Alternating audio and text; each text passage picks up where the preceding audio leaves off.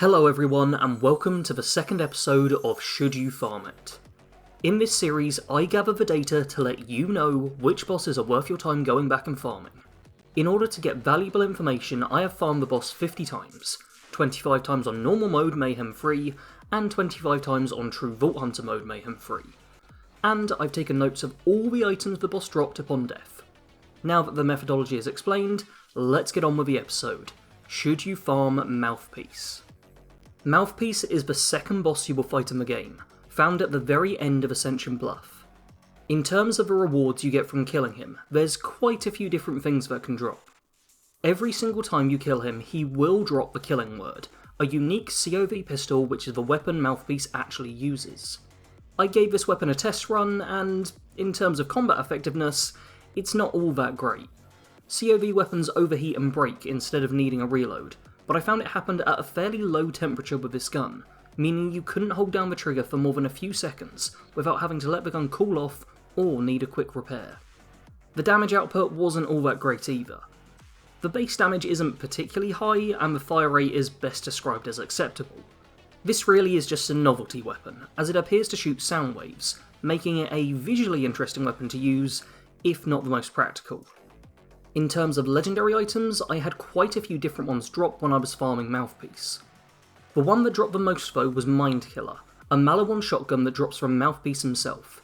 In my 25 first playthrough fights, I had this weapon drop 5 times, resulting in roughly a 20% chance of it dropping. On True Vault Hunter mode, the weapon dropped 6 times, increasing that to 24%.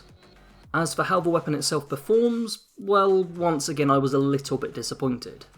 Unlike all other Malawon shotguns, this weapon doesn't have an element, nor does it appear to have a charge-up time. The lack of charge-up time is something I do really like, as it's the main thing that puts me off Malawon shotguns in general. Normally, the best advantage of Malawon weapons though is the elemental status effect, which this weapon is completely missing and cannot spawn with. It feels like someone took a Malawon shotgun, took away the best part, and the worst, and ended up with a Mind Killer. In hipfire mode, the weapon has fairly standard shotgun spread, but when you ADS the pellets tighten to a small plus symbol, making it easier to use this gun from mid-distance, if you feel so inclined. When you fire the weapon, you will notice there's a similar effect to the killing word, with a sound blast appearing out of the gun each time you pull the trigger.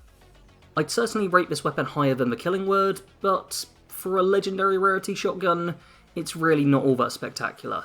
Just really feeling like a generic but workable shotgun.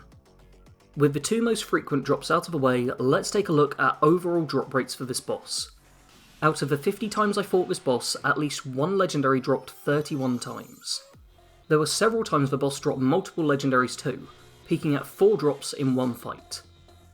In the 50 fights, I had a total of 44 legendaries drop, giving me an 88% legendary drop rate. This drop rate was also even between first playthrough and True Vault Hunter mode. However, True Vault Hunter mode does seem to give a very slight positive skew to the drops, albeit not enough of one to give any noteworthy statistical data. As for the legendaries that dropped, there was a fairly wide range, including various weapons, shields, grenades, class mods, and artifacts.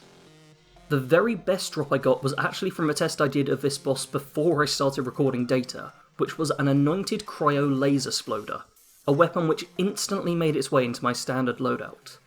Other than the Mind Killer, all the other legendaries I got my hands on I only received 1 or 2 of, meaning I ended up with a wide variety of different legendary items to test out and use. Out of these legendary drops, 4 of them were anointed. Not a particularly high number, but farming this boss does at least have the potential to get you some incredibly strong endgame gear. For the actual process of farming him, I found this to be very easy. Typically a fight with Mouthpiece would only take me a minute, sometimes even less. By quitting to main menu and loading back in, you spawn right outside of his arena, making the journey to him about as short as can possibly be. Being a flesh-based enemy, Mouthpiece is vulnerable to fire-based attacks, meaning my fire elemental Cutsman once again proved its worth. Mouthpiece carries with him a large shield that he uses to cover most of his body. In order to deal damage to him, you'll need to bypass this barrier, by shooting him from behind, or by aiming at either his feet or head. Obviously the head is the best possible choice here, as it will also deal critical damage. Mouthpiece is always at the same point each time you drop into the arena, making it pretty easy to land a full magazine of criticals before he even has a chance to start shooting back. After dealing enough damage, Mouthpiece will go into an invulnerability stage. During this time, the speakers around the arena will fire off twice before he becomes vulnerable again. The shockwaves themselves deal heavy damage, so you'll want to avoid them. Fortunately, they telegraph themselves by the wires on the ground lighting up where the danger will be. After 2 invulnerability stages, Mouthpiece will be able to be killed, dropping his loot and causing enemies to stop spawning in the arena. Most of the enemies that spawn will be Apocalypes, fairly standard Tink-based enemies. There is also a chance for anointed enemies to appear though, primarily anointed Tinks. However, there is a very slim chance to also have other anointed enemies appear. I assume this is mostly dependent on if there were any anointed enemies behind you as you headed into the arena. These foes honestly gave me far more trouble than the boss itself, which should really indicate how easy this guy is to farm. Overall, I would recommend farming this boss if you don't want too much of a challenge, but still want to get your hands on a fair few legendaries. Despite the Mouthpiece specific drops being nothing that amazing, he still has a high enough chance to drop other legendaries that could well be worth your time getting. Spend just one evening farming this guy and you should end up with a few top tier legendary items for your build. If this video provided you with helpful information, please leave a like. If I missed something interesting out about the Killing Word or Mindkiller, then let me know in the comments, and do make sure to subscribe for more episodes of Should You Farm It. As always, thanks for watching. Sarge out.